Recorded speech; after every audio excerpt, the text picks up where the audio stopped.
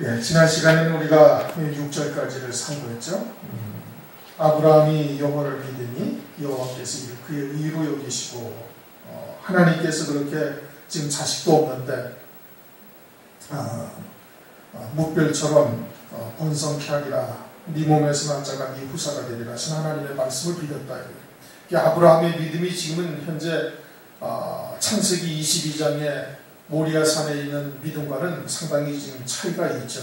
그럼에도 불구하고 하나님께서 그것을 의로 여기셨다. 의롭다 함으로 의롭게 여기신 거죠. 의로 여기셨다. 의롭게 보신 거예요. 그리고 그 믿음이 온전하게 되어진 것은 물론 이제 창세기 17장 1절에서도 너는 내 앞에 해서 행하여 완전하라 하신 때도 이미 온전하여졌지만 아주 정말 이제 더 이상 온전할 수가 없는 그런 온전함에 이른 것은 이제 창세기 22장에 가서 모리아 산에서 하나님의 말씀에 이삭을 제물로 드릴 때가 이제 되어지는 겁니다. 그렇게 여기서부터 하나님께서 계속해서 그 믿음의 의를 더 온전케 이루어 가시는 이제 은혜를 베풀어 주시는 것이죠. 그러면서 7절 또 그에게 이르시되 나는 이 땅을 네게 주어 업을 삼게 하고 너를 갈대아 우르에서 이끌어낸 여호와라. 하나님께서 아브라함을 갈대아 우르에서 이끌어냈다. 오늘날 우리들도 아브라함의 믿음의 후손된 우리들에게도 갈대아 우르에서 이끌어내는 역사를 오늘날도 하시는 겁니다. 갈대아 우르에서 이끌어냈다라는 것은 육에 속한 삶에서 이제 하늘에 속한 삶으로 완전히 바뀌어진 것을 말하는 거예요. 히브리인이 된 것이죠. 요단강을 건넌 거예요. 그러면서 그것이 구체적으로 무엇이냐? 본토 친척 아비 집을 떠나는 것인지 그것을 말하고 있는 것이죠. 그리고 우리가 여기서 실제 갈대아 우르에서 사는 우리들을 갖다가 이끌어내시는 것이 아니거든요. 그러니까 갈대아 우르에서 이끌어내서 가나안 땅을 유업으로 하나님께서 주신다는 것은 우리가 히브리인 되는 이제 갈대아 우르에서 본토 친척 아비 집을 떠나 하나님이 지시할 땅으로 가는 그 과정을 통해서 우리에게 영적으로 계시를 해주는 겁니다. 그리고 히브리인이 되는 것인데 그 히브리인이 되었다라는 것이 영적으로 어떤 의미냐? 본토를 떠나는 것이다 이겁니다. 본토는 땅에 속한 것을 떠나서 하늘에 속한 자로 바뀌어지는 것을 말하는 거예요. 육신의 본향이 아니라 하늘에 더 나은 본향이 있음을 믿음으로 이제 그것을 받아서 살아가고 있는 것을 말하는 거예요. 친척을 떠난다라는 것은 돕는 자들이 이제는 사람을 의지하지 아니하고 오직 하나님만을 의지하는 자가 되는 것이죠. 하나님이 나의 친척이 되는 것이고 그래서 또 다른 보혜사를 우리에게 매수에 있는 자에게 부어주시고 내주게 하셔서 이제는 성령의 인도하심을 쫓아 살아갈 수 있게 하시는 것이죠. 성령을 통해서 말씀을 깨닫게 하시고 성령을 통해서 아버지의 뜻을 이루는 도구로서 쓰임받을 수 있게 하시는 겁니다. 성령이 우리의 돕는 자가 되시는 거예요. 돕는 자가 되시는 것이 보혜사가 되는 것이고 아비집을 떠나라는 것은 아비로부터 물려받을 세상의 유업이 아니라 하나님 아버지로부터 받게 되어질 영원한 기업을 소망하는 자가 되게 하시는 거예요. 그것이 히브리인이 된 겁니다. 영적으로. 아브라함은 실제 갈대아 우르를 떠나서 가나안 땅으로 오면서 히브리인이 됐지만 우리는 갈대아 우르를 떠난다는 것은 육에 속한 것에서 완전히 벗어나서 하늘에 속한 자, 육신의 목숨으로 사는 것이 아니라 영적인 생명으로 위해서 사는 것, 세상의 것을 소망하는 것이 아니라 하늘의 영원한 기업을 소망하는 자가 되어져야 된다 이겁니다. 그것이 갈대아 우르에서 나온 자예요. 갈대아 우르에서 나온 자에게 하나님께서 이제 이 영원한 가나안 땅을 하나님께서 주시게 되는 것이죠. 그럼 그 가나안 땅도 실제 가나안 땅이 아니고 그것은 우리에게 이 말세를 사는 우리들에게 가나안 땅은 그것은 천년 왕국이 되는 것이죠. 아버지의 나라가 영원한 가나안 땅이 되어지지만 아버지의 나라에 앞서 예수의 증거와 하나님의 말씀을 인하여 목배임받은 자, 즉 주님이 걸어가신 그 길을 하나님의 말씀에 결박되어져서 그대로 가는 자들에게 상급적인 부활이 있다. 더 좋은 부활이 있다. 먼저 부활하게 하는 거예요. 천년 먼저 부활하게 하는 거예요. 그래서 그것을 더 좋은 부활이다. 그리고는 그들은 타의에 의해서 자신들이 열매 맺는 삶이 끊어진 것이니 하나님께서 상급적으로 천년 동안 이 땅에서 열매를 더 맺게 하시는 거예요. 그래서 먼저 신령한 몸으로 부활하게 하시는 거다. 그러니 이 천년 동안 열매를 맺는 삶이 되어지니 그 영광이 이루 말할 수가 없게 되어지는 것이죠. 열매 맺는 것은 이 땅에서만 열매 맺는 거예요. 이 땅에서만 열매 맺지 하나님 나라에 들어가거나 영의 세계에 들어가서는 더 이상 열매 맺는 것이 없어요. 그렇게 첫째 부활한 성도들이 1000년 동안 열매를 맺게 되어지는 것이고, 또 예비처 성도들도 역시 마찬가지로 열매를 맺고 있지만 그들은 혈육의 몸으로 열매를 맺는 것이니 이제 많은 차이가 있는 것이죠. 그것이 가나안 땅이 우리에게 실상이다 이겁니다. 그 가나안 땅을 마지막 때는 어떻게 들어가요? 예수님과 똑같은 믿음의 길을 걷는 자들에게 그 길을 갈 수 있게 하시는 거예요. 예수님은 하나님의 말씀을 인하여 십자가를 지신 분 아니겠습니까? 그와 같이 우리들도 주의 말씀을 인하여 목베인 순교하는 자가 되어지면은 그와 같은 자리에 우리도 이르게 되어질 것을 우리에게 계시해 주는 것이고, 그들에게 하나님께서 그와 첫째 부활의 영광을 이르게 하시는 조다. 오늘날 아브라함의 영적인 후손된 우리에게도 나는 이 땅을 내게 주어 법을 삼게 하려고 너를 갈대 올려서 이끌어 여호와라 하신 말씀이 그대로 우리에게도 적용이 되고 있음을 말하는 것이죠. 8절 그가 가로되 주 여호와여 내가 이 땅을 업으로 삼을 줄을 무엇으로 알리이까? 하나님께서 가나안 땅을 네 후손들에게 영원히 하나님께서 주시겠다.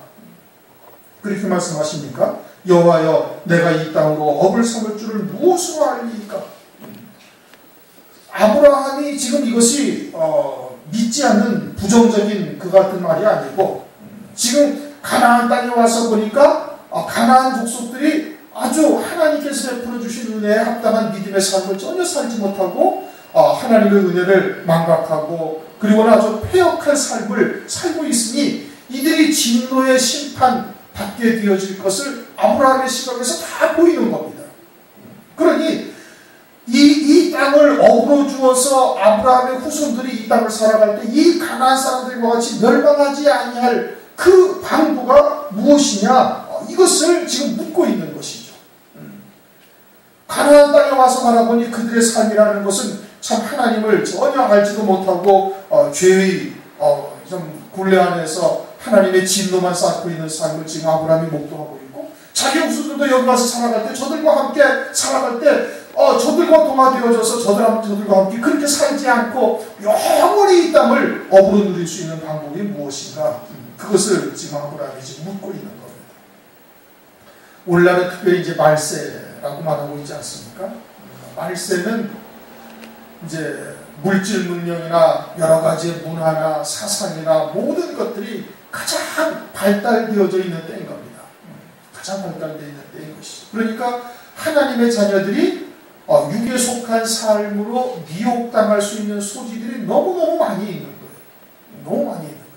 그래서 누가복음 18장에 도시의 한 과부가 있다고 말씀하시는 것이 딱 그와 같은 뜻이거든요.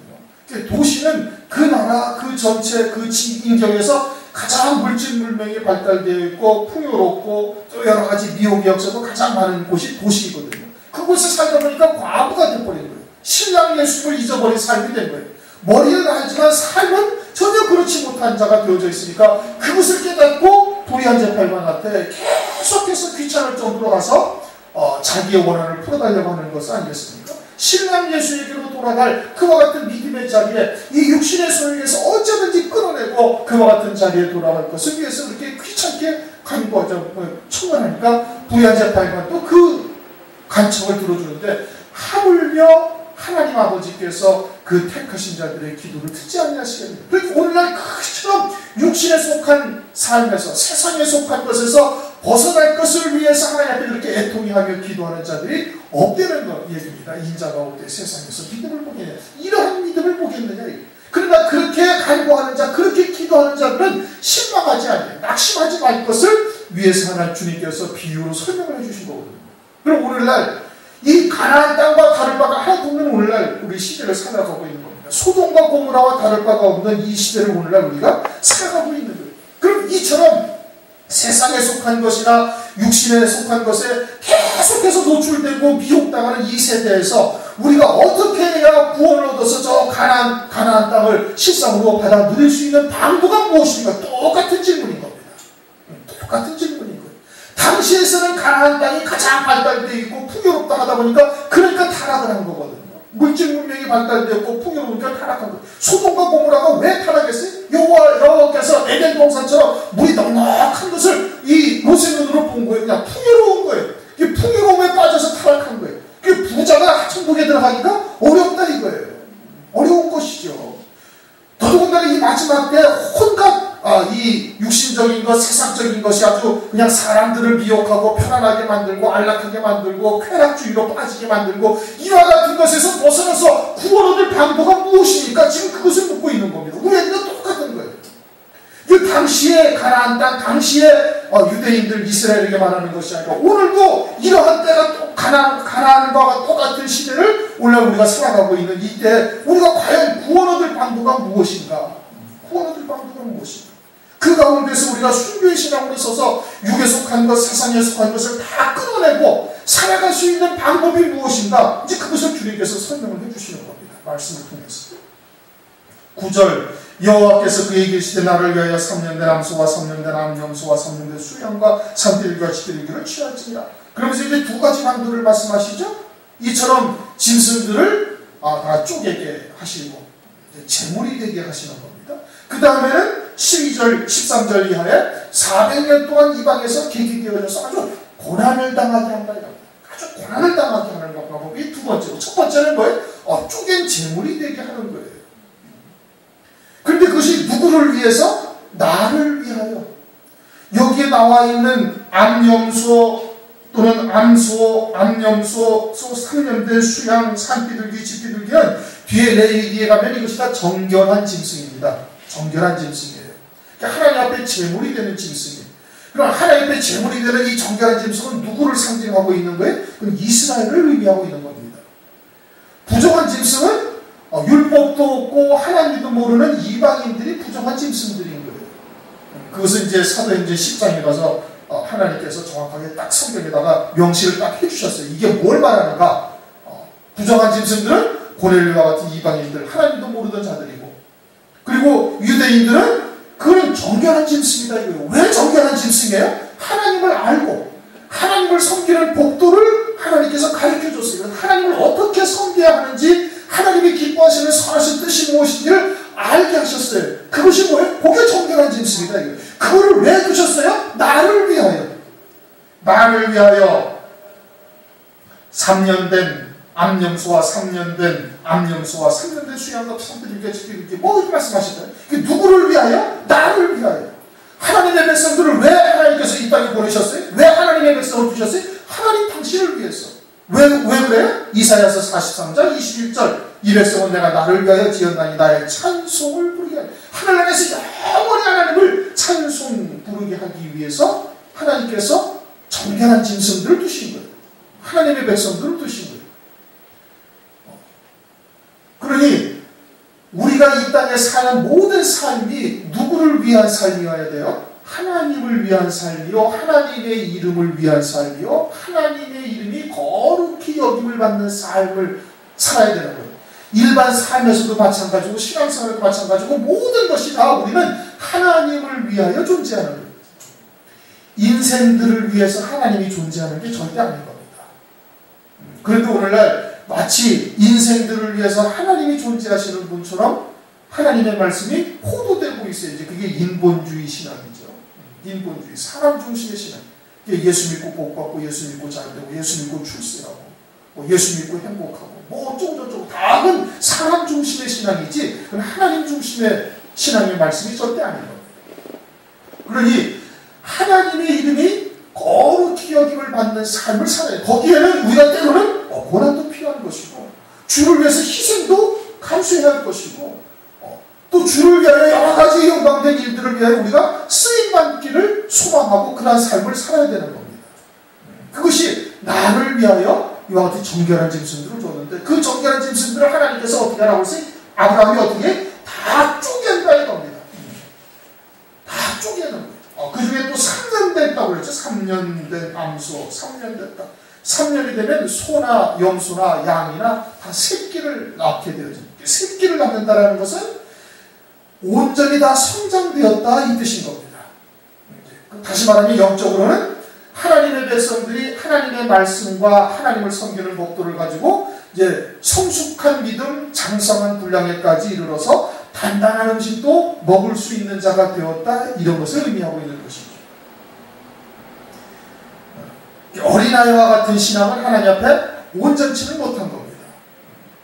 그래서 이제 3년 된 암소, 3년 된 암염소와 3년 된 수양과 산비둘기와 집비둘기를 취하라. 그렇게 3년 된 것을 취해가지고 10절 아브라함이 그 모든 것을 취하여 그 중간을 쪼개고 쪼갠 것을 마주리아에 놓고 그 새는 쪼개지 아니하였으며, 그걸 다 쪼갰다 이거예요. 쪼개니까 피도 나오고 내장도 다 쏟아져 나오는 거예요. 그래서 썩을 것이 없는 고기 덩어리가 되는 겁니다. 그것은 무엇을 말해요?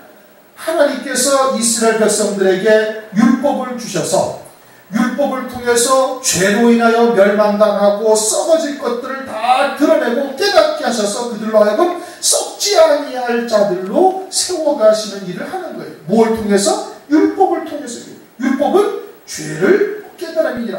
로마서 3장 20절에 말씀하고 있지 않습니까? 이 율법을 통해서 철저히 죄를 깨닫고 회개하고 하나님의 말씀에 합당한 믿음의 삶을 살아갈 수 있게 하시는 것이 쪼개는 거예요. 말씀에 의해서 쪼개지는 겁니다. 말씀에 의해서 죄를 깨닫고 썩어질 것들이 다 드러나게 하셔가지고 정결한 하나님 앞에 제물이 되게 하는 역사를 하시는 것이죠. 반면에 가나안 땅은, 가나안 족속들은 그런 것이 있어요? 없어요? 없어요. 그러니까 죄를 깨달을 수도 없고 하나님을 숨길 수도 없게 되어져 있고, 이게 멸망치 아니할 수가 없다 이겁니다. 쪼개진 재물, 그것은 율법에 의하여 철저히 죄인임을 깨닫고 하나님의 은혜 없이는 살 수 없는 존재라는 것을 자각하는 자가 되어지는 겁니다. 하나님의 은혜로만 산다. 이것이 철저히 이제 쪼개진 재물과 같은 신앙이 되어지는 겁니다. 그럼 쪼개진 재물이 우리들에게는 뭐예요? 로마서 12장 1절에 산재물이 되는 거예요. 그리스도의 이름으로 세례를 받고 그리스도의 것이 되어져서 이제는 믿음으로만 사는 거예요. 이제는 내가 산 것이 아니라 내 안에 계신 그리스도로 사는 거예요. 그것은 하나님의 말씀을 믿는 믿음으로만 사는 존재가 되어진다는 겁니다. 그것이 산 재물이 되어지는 것이 이렇게 재물이 다 쪼개진 것과 다를 바가 하나도 없는 것이. 그러면 율법은 우리들에게 뭐냐? 율법은 이제 우리들에게 참 미친 이치 우리들에게 이제 생명의 법이요, 살리는 법이요, 영의 법으로 바뀌어진 것이고, 정죄의 법이요, 사망에 이르게 할 계명이 아니 된다 이겁니다. 그렇게 우리에게는 이제 하나님 계명이 바뀌어진 것이죠. 그런데 어떻게 했어요? 마지막에 비둘기는 새는 쪼개지 아니하였으며. 이제 대부분 주석이나 이런 데서 여기를 갖다가 아브라함이 이제 새를 쪼개지 아니한 것이 실수를 했다. 그래가지고 400년 동안 이방에 계기된다. 이렇게 이제 설명을 하는데, 그런 것은 하나님의 말씀에 대한 영적인 의미가 무엇인지를 깨닫지 못하고 있기 때문에 그러는 것이죠. 그것은 아브라함의 후손된 자들이 이와 같은 신앙이 되어질 것을 아브라함을 통해서 우리에게 계시해 주는 겁니다. 비둘기라는 것은 순결하다 하는 의미를 갖고 있죠. 노아 홍수 때에도 더러운 곳에 앉지를 않냐고 다시 돌아와요. 이렇게 성결하다, 순결하다, 깨끗하다 이라는 의미를 가지고 있는 거예요. 비둘기를 쪼개지 아니한다라는 것은 내장이 그대로 있고 내장과 피가 그대로 있으니까 썩어 들어가는 거예요. 이렇게 썩어 들어가는 사체. 앞에 쪼갠 것과 비둘기와는 전혀 다른 거예요. 앞에 쪼갠 것은 고기고 이것은 사체가 되어져서 썩어 들어가고 있으니까 나중에 솔개와 같은 죽은 시체들을 먹고 사는 짐승들이 다가오는 이제 일이 벌어지게 되어지는 것이죠. 그러면 이것이 무엇을 말하는가? 하나님께서는 율법과 계명을 주어서 이스라엘 백성들로 하여금 이렇게 썩지 아니할 몸으로 사는 자들로 바뀌어지게 한 겁니다. 죄를 깨닫게 해서 온전한 제물로서 하나님 앞에 하나님을 경외하며 그런 믿음의 열매 맺는 삶을 살 수 있도록 하나님께서 은혜를 베풀어 주셨는데, 그런 율법을 통해서 그런 죄를 깨닫고 은혜 안에 사는 자가 되어져야 할 텐데, 이제는 점점 시간이 지나면서 율법을 지켜 행함으로 자기들은 발이 깨끗하다, 의롭다 라고 생각하는 자들로 되어질 것을 미리 아시는 거예요. 하나님께서 아브라함을 통해서 계시를 해주시는 겁니다. 율법을 통해서 위해서 자신이 깨어지고 쪼개져서 재물신앙으로 믿음으로 살아야 할 것인데 오히려 율법을 가지고 자기들을 갖다가 의롭다 하는 존재들로 바꿔버리는 것이죠. 그래서 유대인들이 나중에는 서기관들과 바리새인들이 이와 같은 신앙이 되어졌음을 주님께서 엄청난 책망을 하지 않습니까? 화가 있다, 독사의 새끼들아, 마귀의 자식들아, 온갖 말씀으로 책망을 하시는 거예요. 겉만 번지를 나는 것이죠. 속은 죽은 뼈들과 냄새가 나는데 이와 같이 되어질 것을 말씀하니 죽은 자가 되는 것이죠. 오늘날도 교회에서 이처럼 예수만 믿으면 모든 것이 다 된 것처럼 생각하는 스스로 깨끗하다는 신앙들이 오늘날도 있는 겁니다. 그러니까 이 새는 쪼가지 아니하였다라는 것은 장차 아브라함의 후손될 자들의 신앙의 모습이 어떠하다라는 것을 계시하는데 11절 솔개가 그 사체 위에 내릴 때에 아브라함이 쫓았더라. 그러자 솔개, 이게 죽은 시체들을 파먹고 사는 부정한 짐승이죠. 독수리와 솔개나 마찬가지. 마태복음 24장 28절에도 죽음이 있는 곳에는 독수리가 모일지라. 죽은 자가 되니까 독수리가 모이는 거예요. 그들의 영이 죽은 자가 되어지니까 죽은 사체를 먹고 사는 이와 같은 솔개들이 모이는 것인데 이와 같은 것들은 다 악령을 의미하는 겁니다. 악령. 산자가 되어지면 독수리가 모이질 않냐는 것이에요. 죽음이 있는 곳에 독수리가 모이는 거예요. 유대인들이 이미 죽은 자가 되어져 있는 거예요. 믿음으로 살지 아니하고 오실 그리스도를 소망하지 아니하니까 죽은 자가 되어져 있고 자기들은 의롭다 생각을 하고 있으니까 메시아가 필요 없죠. 예수가 필요 없는 거예요. 자기들이 충분히 구원받을 수가 있다. 스스로 구원에 이룰 수 있다 하고 있으니 예수님이 오셔도 믿음으로 받아들이지 않아요. 영접하지 않아요. 그래가지고 죽은 자가 되어진다 이겁니다. 그런데 독수리가 모여든다는 것은 무엇을 말하는가? 그것은 그렇게 죽은 자가 되어진 저들은 다 지옥에 간다라고 정죄, 심판해버리는 것이 독수리와 또는 솔개와 같은 악한 영들의 역사인 겁니다.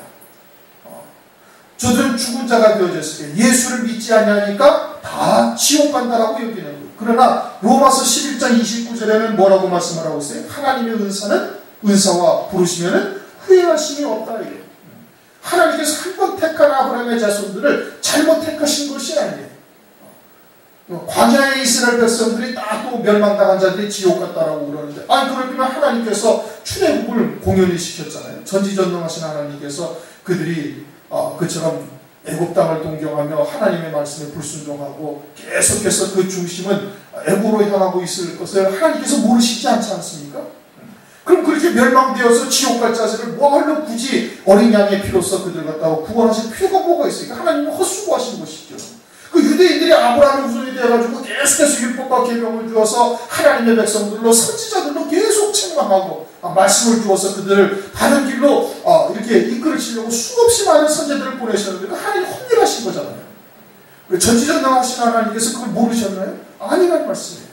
그러니까 이들은 하나님의 택한 백성들이라는 것을 또 멜기세덱으로 산자가 되어져서 이미 구원받은 자라는 것을 아브라함은 이미 알고 있는 거예요. 그래가지고 그 솔개를 쫓는다라는 것은 그들은 이미 하나님의 아들의 영으로서 이미 산자이고 구원받은 자들이 되어졌고 그들은 지옥의 심판 아래 있는 자들이 아니라는 것을 이 악한 영들이 정죄, 심판하는 것을 쫓는다 이겁니다. 그런 자들이 아니다라는 것을 지금 말씀을 하고 있는 것이죠. 그것이 첫 번째 가나안 땅을 유업으로 얻을 자들의 방도를 하나님께서 알려주신 겁니다. 그럼 오늘날 쪼개진 재물이 뭐라고 그랬어요? 산재물이다. 우리에게는 영적인 이스라엘에게는 그것이 산재물이 되는 거예요. 로마서 12장이죠. 산재물이다라는 것은 뭘 말하는 거예요?